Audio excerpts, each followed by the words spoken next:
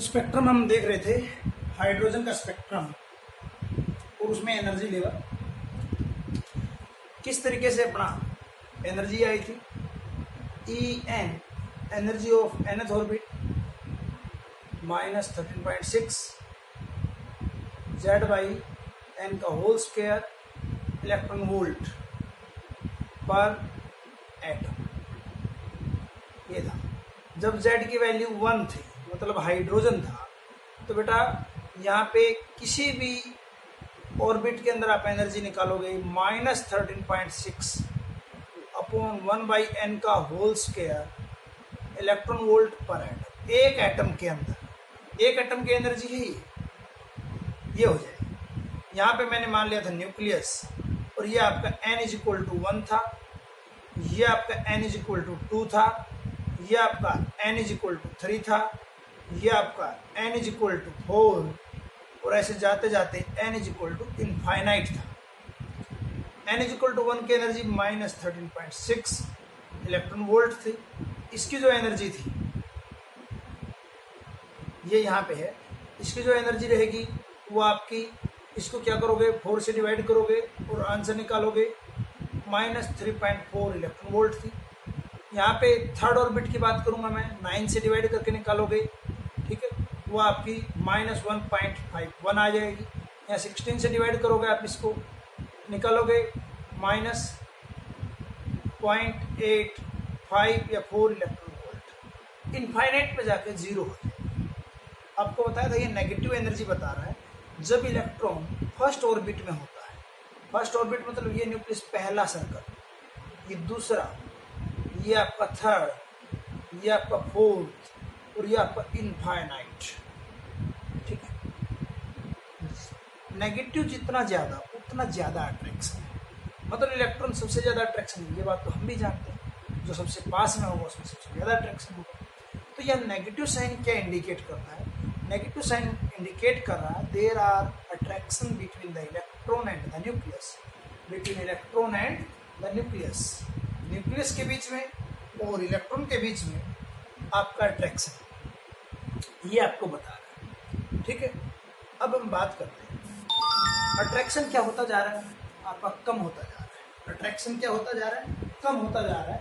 और जब वो इनफाइनाइट डिस्टेंस पे पहुंच जाता है, वो जब आपका इनफाइनाइट डिस्टेंस पे पहुंच जाता है तो उस केस में वहां पे अट्रैक्शन उसका बिल्कुल कम हो जाता है, मतलब 0, नो अट्रैक्शन नो रिपल्सन। एक बहुत अच्छी बात यहाँ से आप देखिए, सबसे कम एनर्जी यहाँ पे, फिर यहाँ पे फिर सबसे ज़्यादा एनर्जी इनफाइनाइट पे होती है। सबसे ज़्यादा एनर्जी कहाँ होगी? इनफाइनाइट पे होती है। इनफाइनाइट ऑर्बिट पे सबसे ज़्यादा एनर्जी होती है। अब इसके अंदर हम देखेंगे कि भाई यहाँ पे देखा जाए गैप, देखिए एनर्जी लेवल के बीच में जो गैप होते हैं आप उस पर थोड़ा ध्यान दीजिए। तुम देखोगे जो गैप हैं उनके अंदर क्या रिलेशन आ रहा है। ठीक, जो गैप है उनको बड़ा ध्यान से आप एनालाइज कीजिए। गैप को आपने एनालाइज किया होगा तो जैसे जैसे हम न्यूक्लियस से दूर जा रहे हैं, गैप कम होता जा रहा है। इनके बीच का जो आप गैप देखोगे वो 10.2 इलेक्ट्रॉन वोल्ट का है। इनके बीच में आप गैप देखोगे 3.4, इनके बीच में आप गैप देखना 3.4 और 1.51, आपका 1.89। इस तरीके से आप यहाँ भी गैप देख सकते हैं। ये गैप लगातार रिड्यूस हो, मतलब जैसे जैसे हम न्यूक्लियस से दूर जाते हैं, यहाँ बहुत कम एनर्जी, यहाँ ज़्यादा आ जाता है, लेकिन इंक्रीमेंट कम होता जा रहा है। यहाँ से एकदम बहुत इंक्रीमेंट हुआ, फिर कम हुआ, फिर कम हुआ, धीरे धीरे कम हो रहा है। इसलिए मैंने इसको ऐसे रिप्रेजेंट किया, ये गैप, फिर छोटा गैप, छोटा गैप, इस तरीके। ठीक है, अब बात आती है इलेक्ट्रॉन कहाँ से कहाँ आ जाएगा। तो एनर्जी एब्जॉर्ब करेगा या एमिट करेगा। बोहर ने बोला था जब ये मान लिया इस ऑर्बिट में है तो वो चाहे कितने भी टाइम के लिए रहे उसकी एनर्जी -3.4 इलेक्ट्रॉन वोल्ट रहेगी उस केस में। हाँ, यदि वो जंप करेगा या तो वो एनर्जी एब्जॉर्ब करेगा या वो एनर्जी एमिट करेगा, वो हम देखते हैं। अब कोई बोले वो यहाँ से यहाँ आ गया, ठीक, यहाँ से यहाँ नीचे आया, नीचे आ गया, तो तुम देखिए यहाँ से यहाँ आया, ज्यादा एनर्जी से कम एनर्जी में आया है या कम एनर्जी से ज्यादा एनर्जी में आया, बस ये देखना। अब यहां से देखोगे तो -3.4 -13.6, ये आपका एनर्जी क्या हुआ, डिक्रीज की। -3.4 पे था, -13.6 पे चला गया, एनर्जी कहाँ गई, एनर्जी इमिट हो गई। तो ये फोटोन के रूप में एनर्जी निकाल देगा। कितनी एनर्जी निकालेगा, यहाँ पे जो एनर्जी थी और यहाँ पे जो एनर्जी थी, कितनी एनर्जी ऑफ फोटोन जो निकला, उस फोटोन की एनर्जी क्या होगी, डेल्टा ई क्या होगी, कितनी एनर्जी होगी, final minus initial energy, final minus initial, ये फाइनल पॉइंट है, ये इनिशियल पॉइंट है। -13.6 -3.4 माइनस ऑफ -3.4 कितना है, -10.2 इलेक्ट्रॉन। ये माइनस यहाँ क्या बता रहा है, ये माइनस बता रहा है एनर्जी रिलीज हुई है। क्या बता रहा है, एनर्जी रिलीज हुई है। भाई ऊपर से नीचे आए, ऊपर से कहाँ आए हो, नीचे आए हो, ऊपर से नीचे आओगे तो एनर्जी रिलीज होगी। अब आपको बात है, कभी भी पूछा जा सकता है एनर्जी रिलीज हो रही है या एब्जॉर्ब हो रही है, तो आप कैसे बताओगे।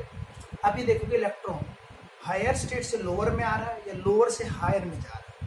ठीक है, जैसे आप सिंपल देखना, जितना ऊपर जाते जाएंगे एनर्जी बढ़ती जाएगी, ऊपर से नीचे आएगा तो एनर्जी एमिट करेगा, नीचे से ऊपर लेके जाना है तो एनर्जी देनी पड़ेगी, एनर्जी आपको देनी पड़ेगी। तो एंडोथर्मिक और एक्सोथर्मिक प्रोसेस आप जानते हो। ठीक है, तो इसका मैं सिंपल आपको लिख के बताऊं कि भाई इलेक्ट्रॉन जब भी होगा हायर टू लोअर जाएगा, electron jump from higher orbit to higher orbit, higher orbit मतलब N2 to N1 to lower orbit, to lower orbit. हमने लोअर को N1 माना, वैसे कन्वेंशन नहीं है कुछ, मैं नहीं माना है। हायर से लोअर में जाएगा तो क्या करेगा, एनर्जी रिलीज करेगा, एनर्जी क्या करेगा, रिलीज करेगा।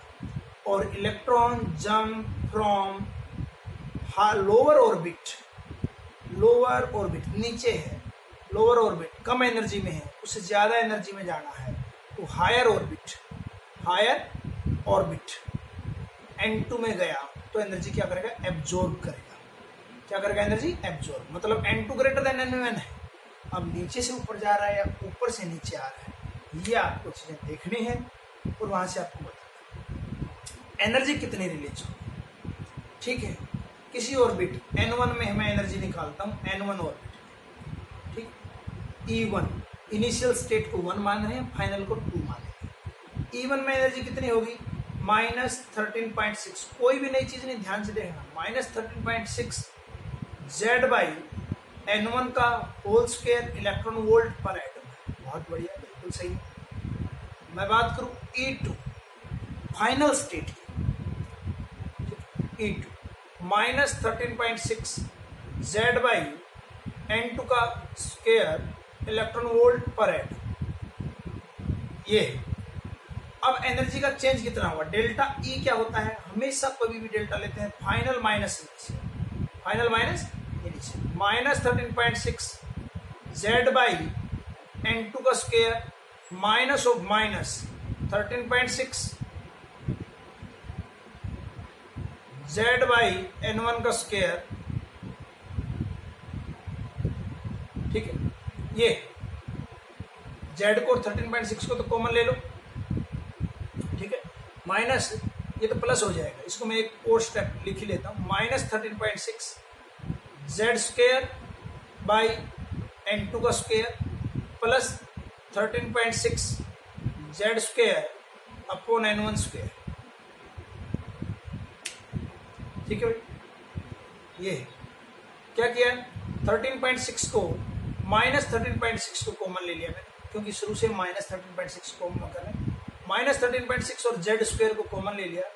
यहाँ से आपका आएगा जो पीछे का जो बचेगा वो क्या चीज पोर्शन बचेगा, ठीक है, 1 अपॉन N2 का स्क्वायर -1 अपॉन N1 का स्क्वायर इलेक्ट्रॉन वोल्ट पर एटम, इलेक्ट्रॉन वोल्ट पर एटम। तो एनर्जी ऑफ फोटोन एब्जॉर्ब्ड या रिलीज, एनर्जी, ठीक है, एनर्जी ऑफ फोटोन, फोटोन की फॉर्म में निकलेगी और एब्जॉर्ब दोनों फोटोन की फॉर्म में होगी। एनर्जी ऑफ फोटोन एब्जॉर्ब्ड और रिलीज्ड, जो रिलीज हुआ है या एब्जॉर्ब हुआ है उसकी एनर्जी कितनी आ गई, -13.6 जेड स्क्वायर 1/N2 का स्क्वायर, ये N2 है यहाँ पे, -1/N1 का स्क्वायर, ठीक है, इलेक्ट्रॉन वोल्ट पर एटम, इलेक्ट्रॉन वोल्ट पर एटम, ये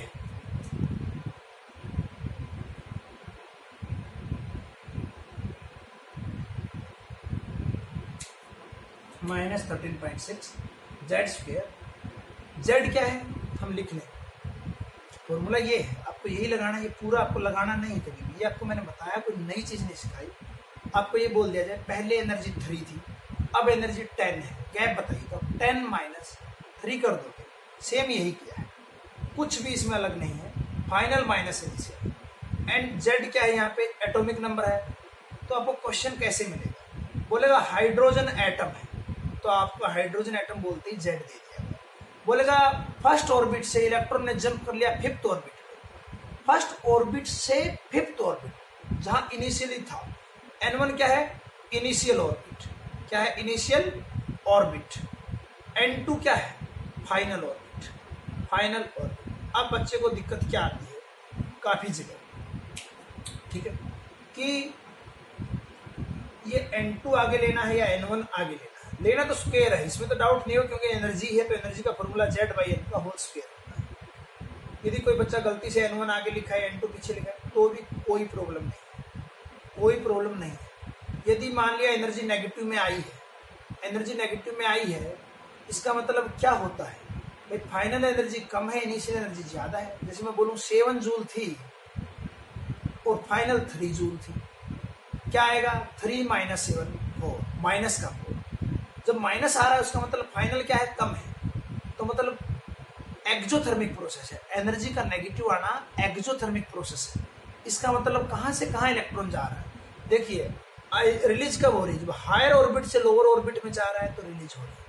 आपने N1 को N2 की जगह और N2 को N1 की जगह लगा दिया, कोई टेंशन नहीं है, ये आपको ज्ञान है। क्या, अब वो बोले कि जो आपका इलेक्ट्रॉन 7th ऑर्बिट से 2nd ऑर्बिट पे गया, आप पहले क्वेश्चन छोड़ो, ये सोचो 7th orbit to 2nd orbit, ज्यादा एनर्जी से कम एनर्जी पे गया, एनर्जी रिलीज होगी, नेगेटिव आना चाहिए, चाहे फॉर्मूला कैसा भी लगाओ, नेगेटिव आंसर आना चाहिए।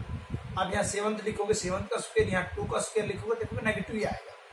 अब मैं बोलूँ 3rd ऑर्बिट से 8th ऑर्बिट पे गया, 3rd से 8th पे अपने आप तो नहीं जाएगा भाई, कम एनर्जी से ज्यादा पे कैसे जाएगा, नहीं जाएगा, क्या है, मैंने एनर्जी दी होगी, मतलब lower orbit to higher orbit, ठीक है, एब्जॉर्ब होगी या रिलीज होगी, आप वहां से देख के लिखा दो, नहीं होता। तो किसी बच्चे ने गलती से N1 को आगे और N2 को पीछे लगा लिया, तो कोई बड़ा उसके अंदर पहाड़ नहीं पूछ सकता। आंसर पे जो नेगेटिव और पॉजिटिव का फर्क पड़ेगा, रिलीज और एब्जॉर्ब का फर्क पड़ेगा, वो तो आप कॉमन सेंस से निकाल सकते हो कि न्यूक्लियस के पास सबसे कम एनर्जी है और दूर जाओगे उतनी ज्यादा, ऊपर से नीचे आया तो रिलीज करेगा, नीचे से ऊपर अपने आप तो कोई चीज जाती नहीं, एनर्जी देनी पड़ती है। बॉल को भी नीचे से ऊपर एनर्जी दे के भेजते, तो इलेक्ट्रॉन में भी सेम है, वही प्रोसेस है। ये था आपका एनर्जी कैसे निकालें, ठीक है। अब हम बात करते हैं, ठीक है, एनर्जी हमने बता दी भाई क्या होगी, डेल्टा ई होगी, जो फोटोन जो निकलेगा उसकी एनर्जी क्या होगी, डेल्टा ई होगी, और वो -13.6 जेड का स्क्वायर 1/N2 का स्क्वायर -1/N1 का स्क्वायर इलेक्ट्रॉन वोल्ट पर एटम है, इलेक्ट्रॉन वोल्ट पर एटम, ठीक है। डेल्टा ई किसके बराबर होता है, कोई फोटोन होगा तो उसकी कोई न कोई फ्रीक्वेंसी भी होगी और कोई न कोई वेवलेंथ भी होगी, उसकी फ्रीक्वेंसी पूछ सकता है कल को आपसे, बिल्कुल पूछ सकता है, क्या हो जाएगा, h म्यू हो जाएगी। आपको डेल्टा ई पता है, h पता है, तो फ्रीक्वेंसी निकल गई, या फिर आपको h से अपॉन लेमडा, उसकी वेवलेंथ कितनी होगी, h से अपॉन लेमडा होगी, डेल्टा ई पता है, h पता, c पता, लेमडा भी निकल जाएगा, ठीक है। यहाँ से जिसमें लेमडा निकालो, hc upon lambda is equal to -13, भाई एनर्जी कितनी है, यही तो है जो फोटोन निकला, -13.6 Z square 1/N2 square -1/N1 का स्क्वायर, यहाँ से 1 lambda is equal to -13.6 upon hc into Z square 1/N2 square -1/N1 का स्क्वायर, ये आ जाएगा। ये कांस्टेंट है, ये कांस्टेंट है, ये ऊपर वाला कांस्टेंट है, तो आप डायरेक्ट फॉर्मूला कांस्टेंट से ही क्यों नहीं बना देते? 1/λ is equal to R Z square 1/n2 का स्क्वेयर माइनस 1/n1 का स्क्वेयर। और जो आर होता है, आर क्या है? रेडबर्ग कांस्टेंट है। क्या है? Rydberg constant. रेडबर्ग कांस्टेंट एक साइंटिस्ट नेम पर रखा गया, रेडबर्ग। 1/r की वैल्यू 912 एंगस्ट्रॉम होती है, 912 एंगस्ट्रॉम आर की वैल्यू। 1/r, आर की कैसे निकालोगे? इसका उल्टा करो। मैंने 1/r की वैल्यू क्यों लिख के दी? क्योंकि तुम्हें लेमडा पूछेगा, 1/λ नहीं पूछेगा। क्या पूछेगा तुमसे? लेमडा। तो आप पूरा सोल्व कर लीजिए और लास्ट में रिवर्स करोगे तो 1/r आएगा। सबसे लास्ट में पुट करना आर की वैल्यू। ठीक है, ये हो, समझ गए होगे शायद। तो ये कोई बड़ी चीज नहीं है। ठीक है, आर की वैल्यू तुम यहाँ से निकाल सकते हो यदि आप निकालना चाहो। आर की वैल्यू 1/912 एंगस्ट्रॉम, 1/912 एंगस्ट्रॉम रहेगी। आप इसको सोल्व भी कर सकते हैं। ठीक है, 912 एंगस्ट्रॉम। मीटर में इसकी जो वैल्यू लिखी बहुत बड़ी वैल्यू आती है। ठीक है, आर की जो वैल्यू में लिखूँ, आर की वैल्यू 10964912 इतना है। ठीक है, और ये आपका मीटर इनवर्स है। आप इसको क्या करो? 10⁻⁻10 लिखो और ये करो। अप्रोक्सीमेटली मैं बोलूँ, ये आपका 10⁻7 मीटर इनवर्स है। ये आर की वैल्यू अप्रोक्सीमेट है। इसको मैंने अप्रोक्सीमेट 1000 ले लिया, ये 10⁻⁻10 ऊपर 10⁻+10 डिवाइड बाई 1000 तो 10⁻7। एग्जैक्ट 10⁻7 नहीं है, ऐसे तो 10⁻7 से थोड़ा ज़्यादा है। एग्जैक्ट भी आप लिखना चाहोगे तो ये वैल्यू लिखी है, साइंटिफिक नोटेशन सभी को आता है, 1.096 10⁻। ठीक है, यहाँ से आप कर सकते हो 10⁻ कितना कर दिया? 3 और 10⁻6। एग्जैक्ट ये है मीटर इनवर्स। अब आप इसको सेंटीमीटर इनवर्स, मिलीमीटर इनवर्स, वो तो नहीं पूछोगे, वो तो तुम खुद भी कर लोगे इसको। ठीक है, मीटर इनवर्स। ठीक है, सेंटीमीटर इनवर्स तुम खुद इसको निकाल के देखोगे, सेंटीमीटर इनवर्स में इसकी वैल्यू क्या हो। सेंटीमीटर इनवर्स में बता देता हूँ, कुछ बच्चे नहीं निकाल के देखेंगे। ठीक है, ये आपका 1.096 10⁻7 मीटर इनवर्स है, तो मीटर नीचे ले लो, मीटर लिखो, उसकी जगह 1.96 10⁻7 100 सेंटीमीटर लिख दो। ये आपका 1.096 10⁻5 सेंटीमीटर इनवर्स पेपर में आता है। रेडबर्ग कांस्टेंट की वैल्यू बताइए आर की। ये तो 1/r है न्यूमेरिकल के लिए, क्योंकि फॉर्मूले में लास्ट में पुट करोगे ये आएगा, मैं करके दिखाऊंगा। ये आपका डायरेक्ट दे दिया जाए, ठीक है, वो इसमें नहीं दे पूछता, वो सेंटीमीटर इनवर्स में पूछता। और बच्चे को लगता है 1 मीटर में 10⁻2 सेंटीमीटर, तो 10⁻2 या 10⁻9 लिख के आ जाता है। 10⁻9 नहीं होगा भाई, मीटर नहीं है, मीटर इनवर्स है, नीचे मीटर है, तो नीचे मीटर लिखिए और 100 सेंटीमीटर तो 10⁻5 आ जाएगा। तो सेंटीमीटर इनवर्स भी लिखा दिया, मीटर इनवर्स भी लिखा दिया, और न्यूमेरिकल के लिए आपको ये वैल्यू यूज करनी। अब इस पे हम करेंगे क्वेश्चन। अब बात है फ्रीक्वेंसी कैसे निकालो। फ्रीक्वेंसी मेहनत नहीं करेंगे, C/λ दिखा फ्रीक्वेंसी ऑफ फोटोन। बात रही वेव नंबर कैसे निकालेंगे, 1/λ लिखेंगे, 1/λ। जो फोटोन निकलेगा उस फोटोन के एनर्जी, इमिटेड या एब्जॉर्ब फोटोन की एनर्जी, उसका वेवलेंथ, उसकी फ्रीक्वेंसी, उसका वेव नंबर, ये हमने सब उसका निकाल दिया। ठीक है, बहुत सिंपल तरीके से इसका हमने डेरिवेशन किया। अब बात ये रहेगी सर, इसके अंदर यदि हम भूल जाए N2 आगे है, N1 आगे है। अब देखो, एनर्जी नेगेटिव है तो मतलब लेमडा भी, वेवलेंथ भी नेगेटिव आएगी। जब ये वैल्यू नेगेटिव है तो लेमडा नेगेटिव आया होगा। लेमडा, ये नेगेटिव का मतलब क्या होता है, इस नेगेटिव का मतलब होता है एनर्जी रिलीज हो रही है। उसका मतलब लेमडा नेगेटिव आ जाए, रिलीज होगी। कब रिलीज होती है, ऊपर से नीचे आओगे तो रिलीज होगी, नीचे से ऊपर जाओगे तो एब्जॉर्ब होगी, जो अभी बताया। अभी देखते हैं क्वेश्चन। क्वेश्चन है बिल्कुल हाइड्रोजन से स्टार्ट करेंगे और फिर हम आगे जाएंगे।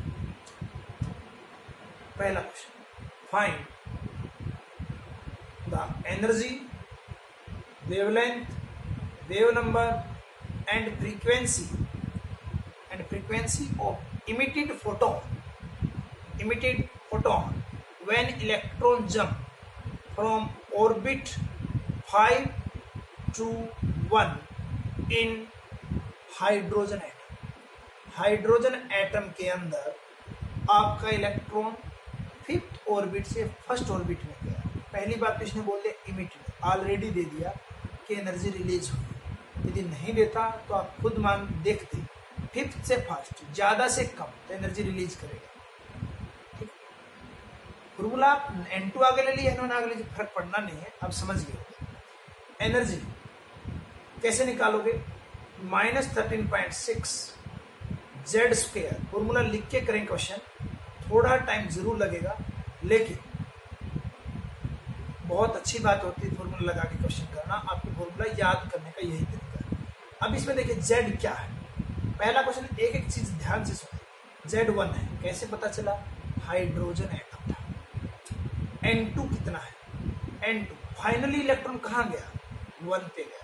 इनिशियली इलेक्ट्रॉन कहाँ था? 5 में था। किसी बच्चे ने उल्टा लिख लिया तो भी कोई बात नहीं, आंसर नेगेटिव और पॉजिटिव में आता, वो तुम एनर्जी अपने आप देख के बता सकते हो, रिलीज हुई या एब्जॉर्ब हुई। पुट करेंगे E is equal to -13.6 into 1 का स्क्वायर 1/1 -1/25। सोल्व किया, -13.6 इंटू 24 डिवाइड बाई 25, 24 और 25 -1 डिवाइड बाई 20। ये आपको बता रहा नेगेटिव वैल्यू है, इसका मतलब एनर्जी क्या हो रही है? रिलीज होगी। ठीक है, तो एनर्जी कितनी रिलीज होगी? रिलीज होगी और उसकी वैल्यू क्या है? रिलीज की वैल्यू लिखोगे आप 13.6 24 डिवाइडेड बाई 25 इलेक्ट्रॉन वोल्ट पर एटम। एक एटम में ऐसा हुआ है, वो कल को बोल देगा 2 एटम है तो आप 2 से मल्टीप्लाई करो, पर एटम है ये चीज, ध्यान रखना हो। यूनिट इलेक्ट्रॉन वोल्ट, वो जूल में पूछेगा तो तुम कन्वर्ट करोगे, करना आता होगा सर। अब बात आएगी लेमडा निकालिए। आप h/λ भी लगा सकते हो। आप यहाँ से जो डायरेक्ट फॉर्मूला याद करो, 1/z², 1/n2² -1/n1²। ये 1/λ r की वैल्यू बिल्कुल भी पुट नहीं मत करना। कभी कोई बच्चा यहाँ r की वैल्यू नहीं पुट करेगा। 1² 1/n2 कितना है? 1 आ जाएगा, माइनस ये कितना आ जाएगा? 25। ठीक है, ठीक है भाई, ये हो गया। अब यहाँ से 1/λ इज इक्वल टू r 24/25। यहाँ से लेमडा की वैल्यू 25/24 और 1/r है। 1/r है। 1/r की वैल्यू क्या थी? 1/r की वैल्यू 12 एंगस्ट्रॉम थी। अब आगे आप सोल्व कर लीजिए, सोल्व हो जाएगा। ठीक है, सोल्व करेंगे और इसको डायरेक्ट फाइनल आंसर लिख देंगे। ठीक है, इसको डिवाइड कर लेना, ये 38 आएगा, मल्टीप्लाई बाई 25 950 के आसपास आपका आ जाएगा। वैसे भी तो ऑप्शन देखना आना चाहिए।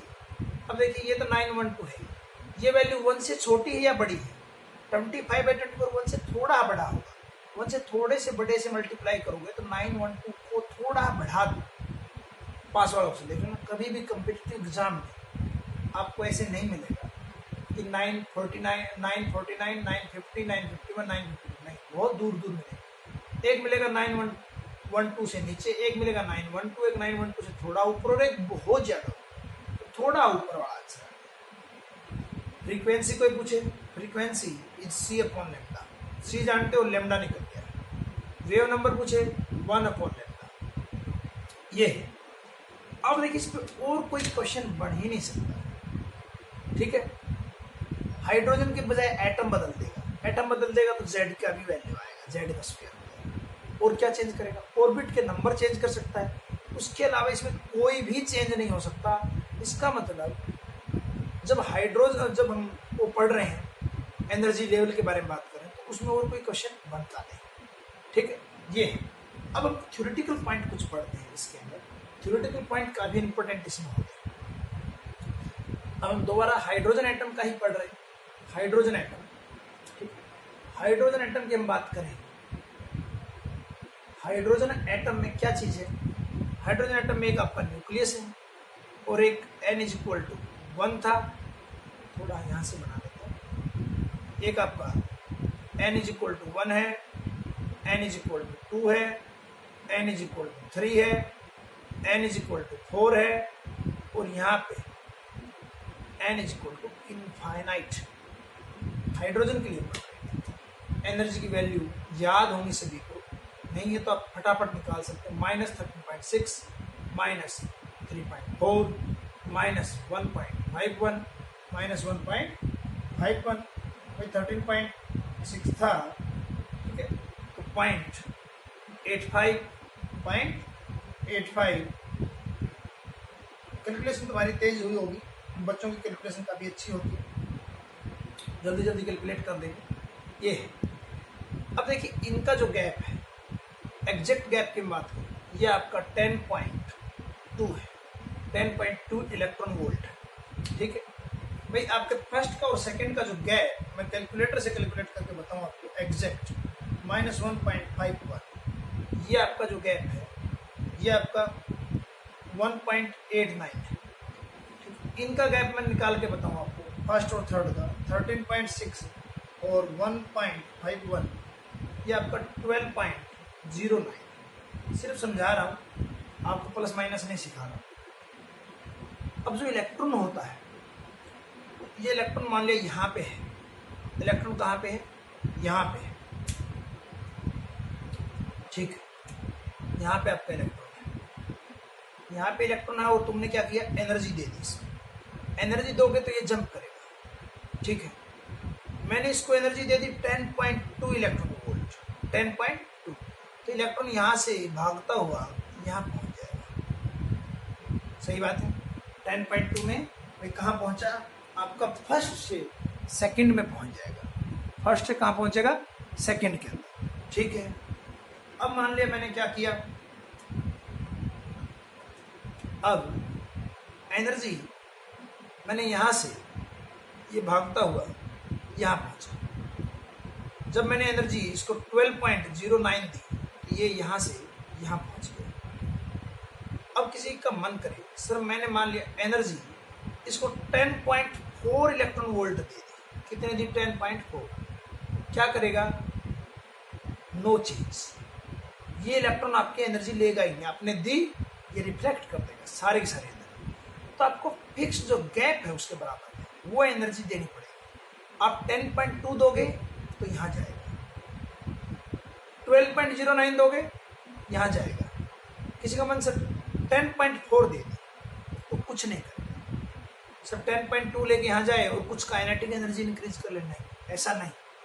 तो इलेक्ट्रॉन हमेशा एक fixed amount of energy absorb करेगा या रिलीज करेगा, ऐसा नहीं है कोई भी एनर्जी वो रिलीज कर दे। जब यहाँ से यहाँ आएगा तो हमेशा हाइड्रोजन के अंदर, किसका है, हाइड्रोजन, हाइड्रोजन के अंदर 10.2 ही देगा, वो 10.25 भी नहीं कर सकता। इसी को बोलते हैं क्वांटाइज्ड, क्वांटम थ्योरी जो आगे से होती है कि जो वैल्यू है वो क्वांटाइज्ड है, ऐसा कोई कंटिन्यूस वैल्यू नहीं कि कोई भी 1 से लेके 100 तक कोई भी वैल्यू नहीं, फिक्स वैल्यू एब्जॉर्ब करेगा या एमिट करेगा। उसके अलावा कोई एनर्जी दी तो एनर्जी एब्जॉर्ब ही नहीं करेगा। तो लिख लें, atom emit or absorb fixed amount of energy and that are equal to the energy gap between the orbit, if for example if electron is incident with 10.2 electron volt energy, it jump from first orbit to second orbit, first orbit to second orbit. If it is incident with 10.4 electron volt, then electron not absorb energy and it reflect all energy, सारी energy को reflect कर देगा, absorb करेगा ही नहीं energy. समझ रहे हो बात? ऐसा मत कर देना कि कुछ एनर्जी लेके पूछ लेता कौन सी वैल्यू एब्जॉर्ब की जाएगी कौन सी नहीं की जाएगी। पहला थ्योरेटिकल पॉइंट, एक फिक्स्ड अमाउंट है एनर्जी की, सिर्फ वही एब्जॉर्ब या इमिट होती है, ऐसा नहीं कुछ भी हो जाए। दूसरा थ्योरेटिकल, क्या यहाँ से मैंने शुरू में 10.2 दी, फिर यहाँ पे आ गया, क्या यहाँ से मैं 1.89 और दे दूँ? क्या यहाँ से यहाँ एक्साइट हो जाएगा? नहीं। क्यों नहीं होगा? इसको हम बोलते हैं, जो ऑर्बिट नंबर 1 होता है, इसको बोलते हैं ग्राउंड स्टेट। क्या बोलते हैं? Ground state. ठीक है। जो ऑर्बिट नंबर 2 है, इसको बोलते हैं फर्स्ट एक्साइटेड स्टेट। एक्साइट कर दिया है, किसी भी चीज को हम एनर्जी देते हैं, किसी को जैसे हम कोई भी उसको गुस्सा आ जाता है तो बोलते हैं एक्साइट हो गया, इसी तरीके से क्या उसमें एनर्जी बढ़ जाती है। इलेक्ट्रॉन ये है ग्राउंड स्टेट, ये है फर्स्ट एक्साइटेड स्टेट। फर्स्ट क्यों बोल रहे हैं? क्योंकि ये तो ग्राउंड ही थी, एक्साइट हो गई। ये क्या है? Second excited state. ध्यान रखना, कोई बोल रहा है 10th excited state, orbit number क्या आएगा? 10th तो एक्साइटेड स्टेट है, 10th excited state, first excited state तो सेकेंड ऑर्बिट, तो 10th excited state 11th orbit की बात। कभी भी एक्साइटेड स्टेट से एक्साइट नहीं होगा। क्यों? क्योंकि इलेक्ट्रॉन एक्साइटेड स्टेट में बहुत ही नैनो सेकंड के लिए रहता, बहुत ही कम टाइम के लिए रहता, और उस टाइम के अंदर फोटोन का टकराना प्रैक्टिकली इम्पॉसिबल है। थ्योरेटिकली क्वेश्चन मिल जाएंगे, फॉर्मूला लगा के सोल्व कर लो, प्रैक्टिकली ये पॉसिबल नहीं है। तो लिखें second point, practically it is not possible to excite an electron from already excited state, because electron remain for very less time in excited state, and it is practically impossible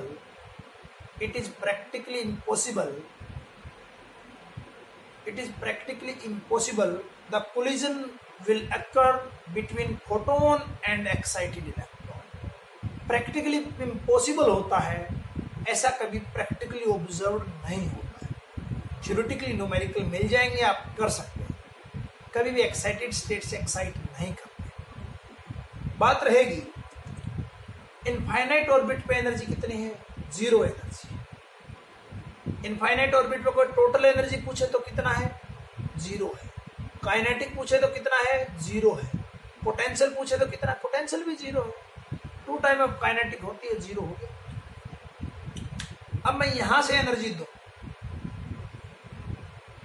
13.6 electron volt लेगा।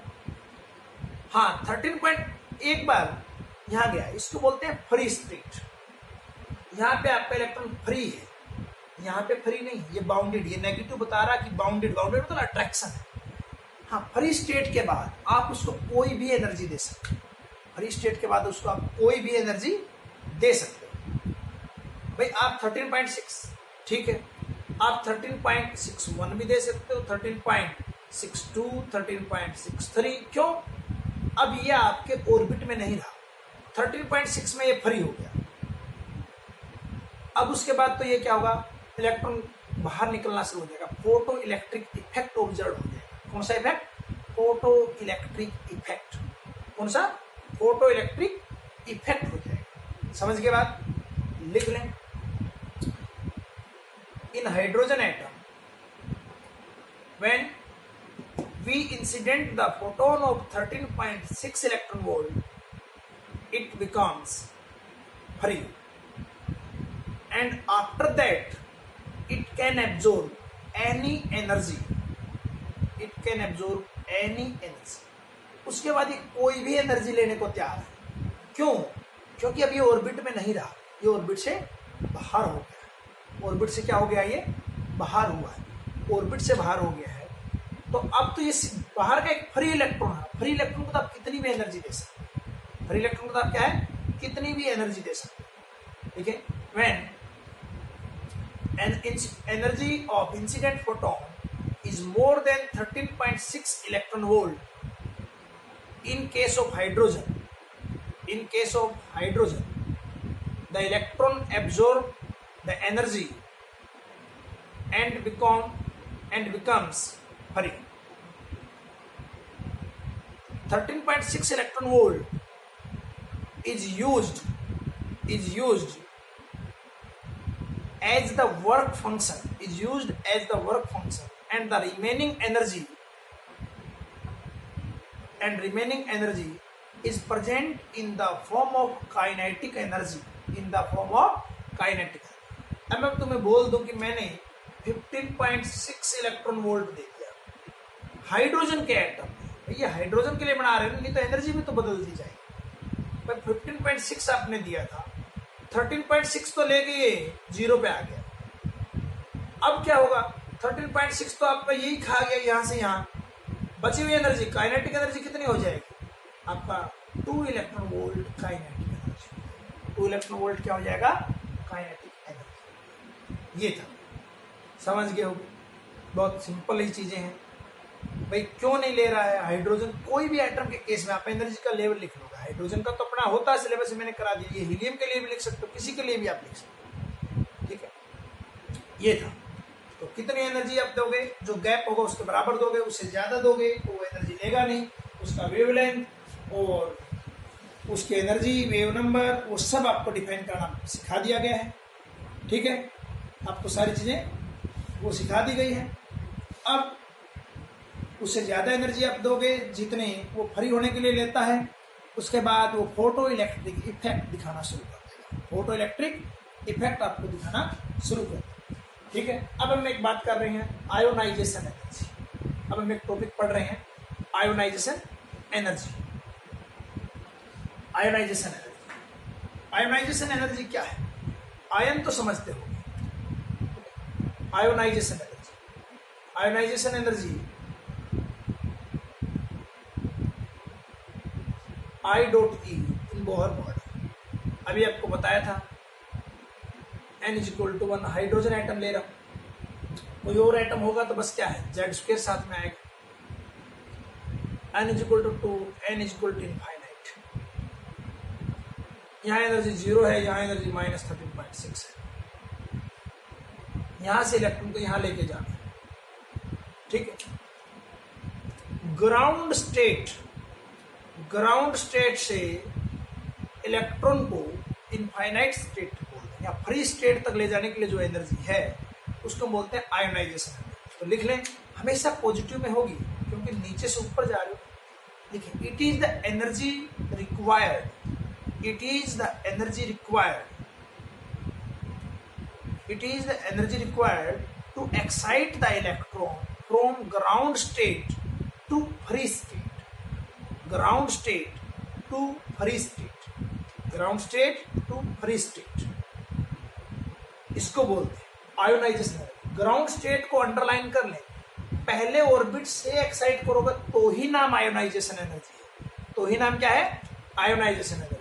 तो ionisation energy क्या होती है, positive में आएगी तो आपका 13.6 -13.6 Z², ठीक है, 1/, फर्स्ट ऑर्बिट से गए थे, ठीक है, 1/n2। फाइनल स्टेट कितना है, इनफाइनाइट, -1।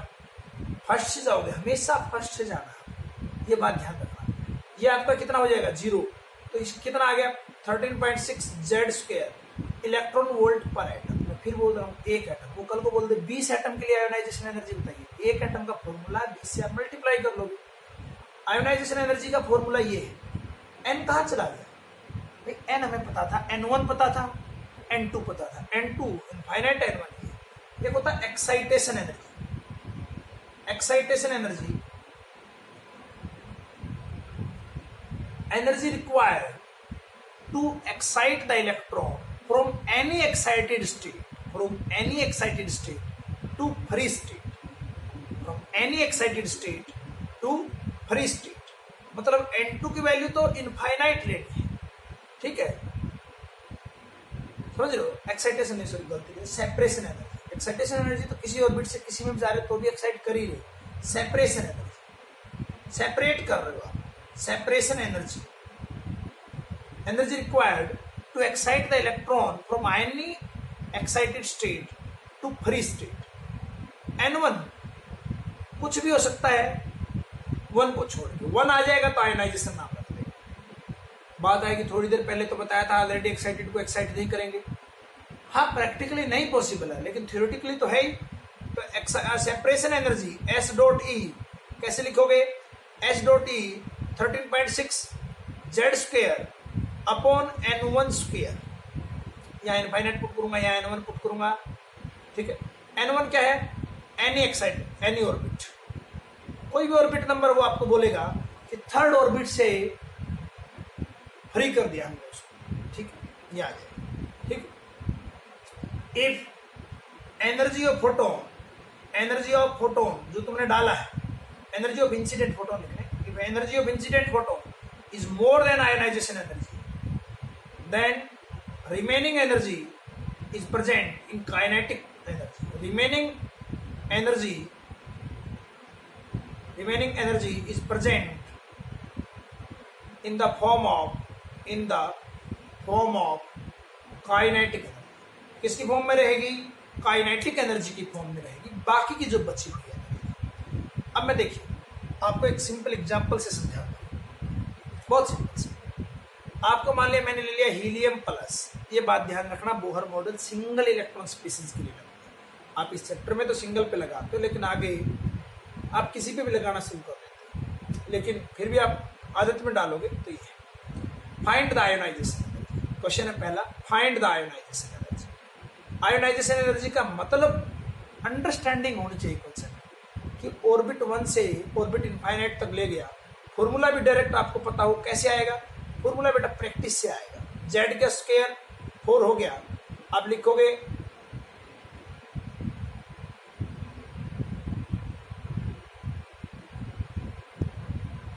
इलेक्ट्रॉन वोल्ट पर एटम। एक एटम लिया था तब मैंने, अब ये कल को आपको बोल देगा 1 मोल था, तो एवोगाड्रोस में बोलेगा 2 ग्राम हीलियम है, तो पहले मोल निकालोगे, मोल से एटम निकालोगे। मास देके आपसे मोल पूछा जा सकता है, चैप्टर 1 की बात थी, यह आपका आ गया 54.4 इलेक्ट्रॉन वोल्ट पर एटम, सही है, ये है। अब इसी क्वेश्चन में मैं दूसरा क्वेश्चन ऐड कर देता हूं कि भाई इसके फर्स्ट ऑर्बिट की एनर्जी क्या है? फर्स्ट ऑर्बिट की एनर्जी कैसे निकालोगे? हाइड्रोजन में, हीलियम में फर्स्ट ऑर्बिट के अंदर इलेक्ट्रॉन की एनर्जी क्या है? कैसे निकालोगे? -13.6, ठीक है, जेड अपॉन N1 का स्क्वायर इलेक्ट्रॉन वोल्ट। क्या आ जाएगा आपका? सोल्व करोगे तो ये आपका आ जाएगा आंसर -54.4 इलेक्ट्रॉन वोल्ट। कल को पूछ लेगा सेकंड ऑर्बिट की एनर्जी क्या है? सेकंड ऑर्बिट की एनर्जी कैसे निकालोगे? -13.6 2/2 का स्क्वायर इलेक्ट्रॉन वोल्ट। क्वेश्चन है ये सारे, -13.6 इलेक्ट्रॉन वोल्ट। 3 क्वेश्चन हो गया।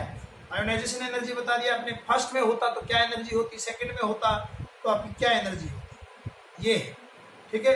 13.6 आपके सेकंड। अब मेरे को जो नेक्स्ट क्वेश्चन है फोर्थ, मैंने फोटोन डाला और उस फोटोन की जो एनर्जी है वो मान लिया मैंने आपको दे दी कि वो मेरी 40.9 इलेक्ट्रॉन वोल्ट है, तो क्या होगा? ठीक है, देखते हैं। ग्राउंड स्टेट में दिए, ग्राउंड स्टेट के इलेक्ट्रॉन को कितनी एनर्जी दे दी? 14.9, -54 था, इसका ये था। E2 -E1 का गैप में देखूंगा तो आपका 40.8 इलेक्ट्रॉन वोल्ट है। आप बोल रहे नहीं ये दी, तो नो चेंज, कुछ भी नहीं होगा। आप बिल्कुल फिक्स वैल्यू दीजिए, जो गैप है 40.8 दीजिए या फिर फर्स्ट और थर्ड के बीच में उतनी दीजिए, लेकिन इसमें कुछ चेंज नहीं करेगा।